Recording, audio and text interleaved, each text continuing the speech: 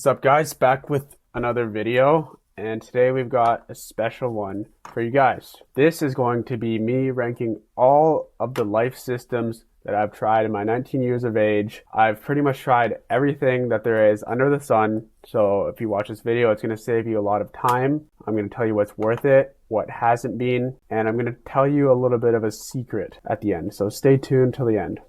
But without further ado, let's get right into the tier list. So pretty much these are just systems, little habits that people talk about to optimize your life. The first thing we're going to talk about is cold showers. And cold showers is going to go into B tier. This is a great habit. It will increase your norepinephrine, your endorphins, and make you feel better after.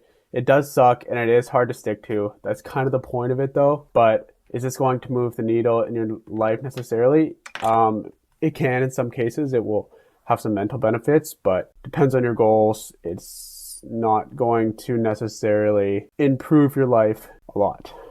Next up, we've got meal prep. And meal prep is going to go into A tier. This is really important because I believe that eating a clean, healthy diet is one of the most important things you can do for success in your life. By meal prepping, you get to prep what's in your body. It makes it a little bit easier to track calories, and it just saves you time throughout the week. So you'll be able to spend more time on the valuable tasks that you have throughout the week and less time thinking about food. And this way you can save a lot of time cooking as well. So just a great time saver. Very good for staying in a locked in diet as well. Next up is going to be a dopamine detox or doing a phone detox. And this is going to go into B tier. And that's because just doing these one-off detoxes aren't necessarily the best thing because you're just going to fall back into your old habits. A better alternative would just to be limiting your short form content and your cheap dopamine altogether. So don't just do an all-in dopamine detox. Work on just minimizing it over time so you don't just relapse. The next thing we're going to do is having an accountability partner. This is going to go into S tier. This is one of the most proven ways that there is to actually build a habit and stick to it. I learned this in the book Atomic Habits by James Clear, and I try and implement it as much as possible. And this is just the theory that it's a little bit hard to keep yourself accountable, but if someone else is relying on you to do something, you're much more likely to do it. For example, if you were to say, go for a run at 5 a.m. in the morning, you wake up, you hear your alarm, you're like, I'm just going to sleep in. Like, I don't want to do this if you're doing it by yourself. But if there's someone else relying on you, you're like, fuck, I can't let this person down. So you're more likely to get up and do it. And that's just the basic concept of having an accountability partner, and it can be used in all aspects of life. So this is a great tool that you can leverage. Found it from Atomic Habits by James Clear. Highly recommend reading that. Next up, we got a fixed morning routine. This is going to go into B tier. This can be good or bad, depending on your goals, depending on the morning routine, and how long it takes. So a lot of people have these 2-hour morning routines and think that they're doing so much with their life. I guess it depends on your goals. Like if you're just trying to live the most health and wellness life, having a 2-hour morning routine where you meditate, where you go on a run, do a cold plunge, all these things could be a good thing for your mental state. But if your goals are more work related and you're just doing this 2-hour long morning routine instead of getting to work, it's going to be a little bit detrimental to your progress. So that's why it's going in B tier. A simple fixed morning routine where you just do some simple habits and then get to work right away, that is a good morning routine. So it depends on the morning routine, depends on your goals, and depends on how you execute it. Next up, we've got motivation and willpower. And this is going to go into D tier. This is because motivation is a good thing, but anyone can be motivated. And think about it like this way. If motivation was a person or a friend, would it be a good friend or a bad friend? Well, some of the times it would be a great friend. It's going to be super energized, super always there for you, and just pushing you. But some of the times when it's not there, it's just absent. And is that a friend that you want to have? One that's very good for some of the time, but just sometimes you can't rely on it at all? No, you don't want that. And that's the same thing with motivation, is it can add on to your current systems and what you're doing in life, but you can't rely on it to drive your life because it's not always going to be there. You need to build the systems and learn to function without motivation. And then when motivation comes in, it can be an extra kick, but you don't want to be relying on it. Next up is another concept from James Clear's books, Atomic Habits, habit tracking. And this is going to go into A tier. There's more nuance when it comes to this. Again, it's sort of similar to the fixed morning routine, where if you over obsess over tracking these habits and doing as many habits as you can, it can get a bit redundant and can take away from doing the most important work that you're trying to do. But it's a great way to build floors and build systems in your life, which I believe will drive a good, clean life.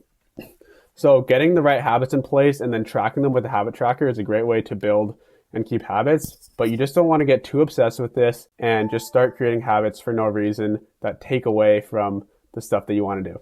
Next up is the 5 a.m. club, waking up at 5 a.m.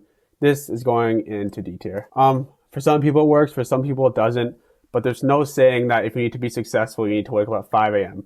I did this for a bit because I thought that if you need to be successful, you have to wake up early, but really all that matters is you get your sleep and you do what works for you. Just get your sleep, get to work right away, whether that's at 5 a.m. or 9 a.m., doesn't really matter.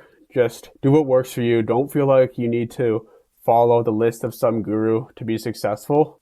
If it works for you, great. If it doesn't, then don't force it. Next up is going to be phone in another room when sleeping. This is going to go into B tier. This is really important for your sleep. A lot of people aren't going to do this one, but it's actually a lot easier to fall asleep because one, you're not going to get notifications that are going to wake you up.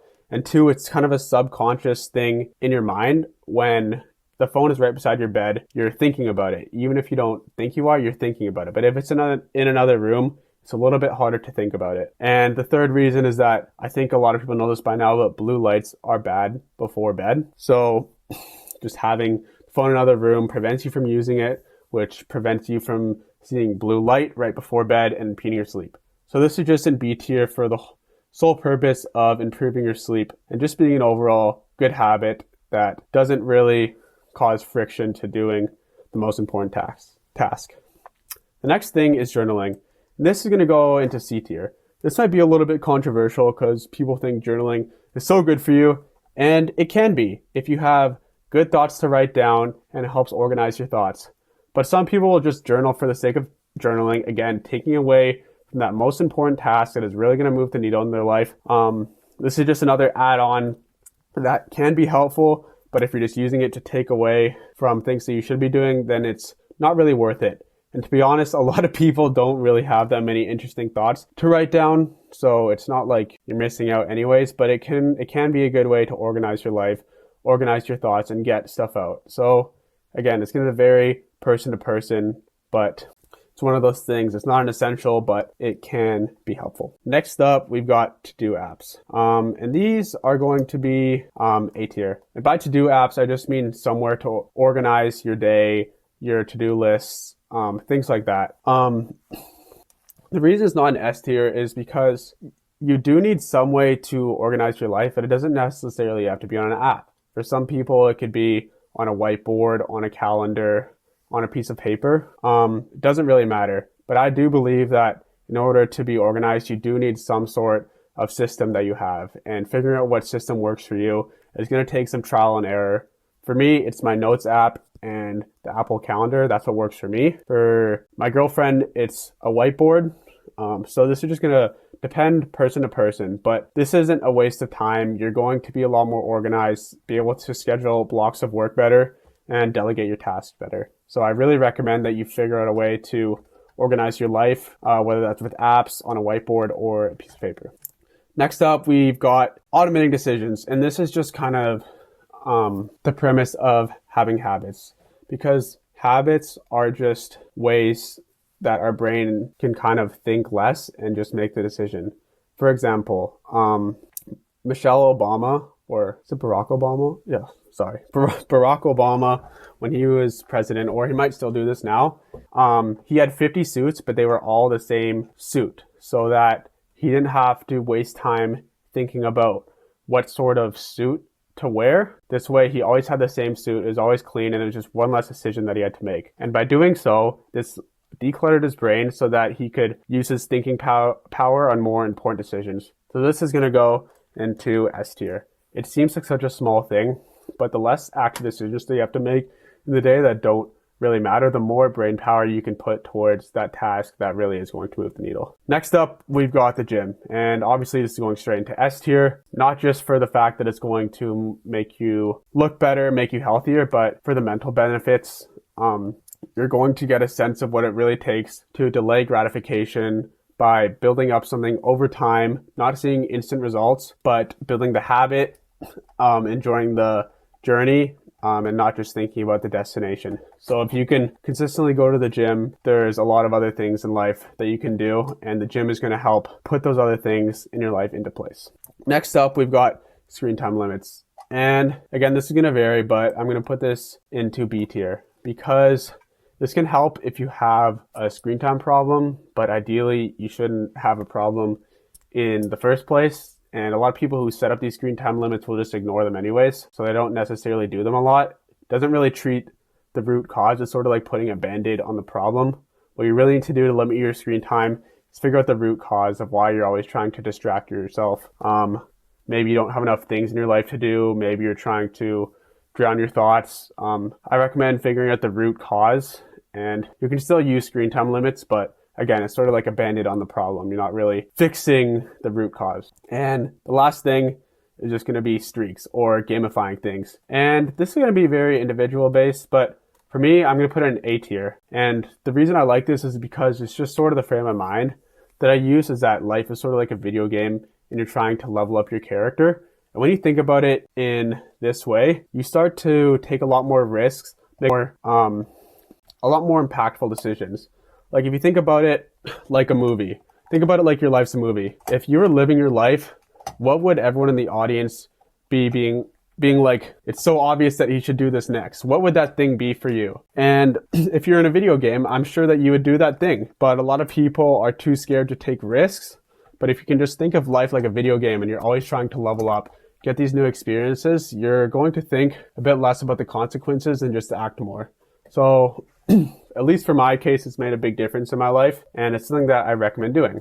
So with all that being said, these are some of the main systems in your life. But if you obsess on these systems, all it's going to do is take away from doing that one task that is actually going to move the needle in life. And I keep referring to this task, and you may be wondering what it is. Well, that's going to be different for everyone. It's going to vary based on your goals. Like for me, I'm trying to build my personal brand right now. I'm trying to become an entrepreneur. So I'm focusing a lot on content creation. So I'm doing these habits on the side, but what I'm prioritizing is getting this work done first. So first thing in the morning, I don't do any of these crazy habits. I just do what is going to move the needle for me the most for my goals, which is create content. So I wake up and immediately I'm either planning videos or filming videos. And that's really helping me actually make a difference in my life rather than me feeling like I'm making a difference in my life by doing these habits and really not improving anything meaningful in my life.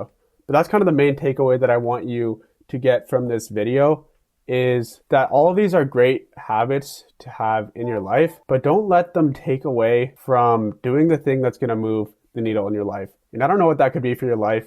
And if you don't know what that is, maybe do a little bit of reflecting, think about what it is, and learn to prioritize that thing. That's all I got for today's video. If you got some value out of this, please consider subscribing. Please leave a like and leave a comment if you have any questions. I appreciate it if you made it to the end of the video, and I hope you have an amazing day.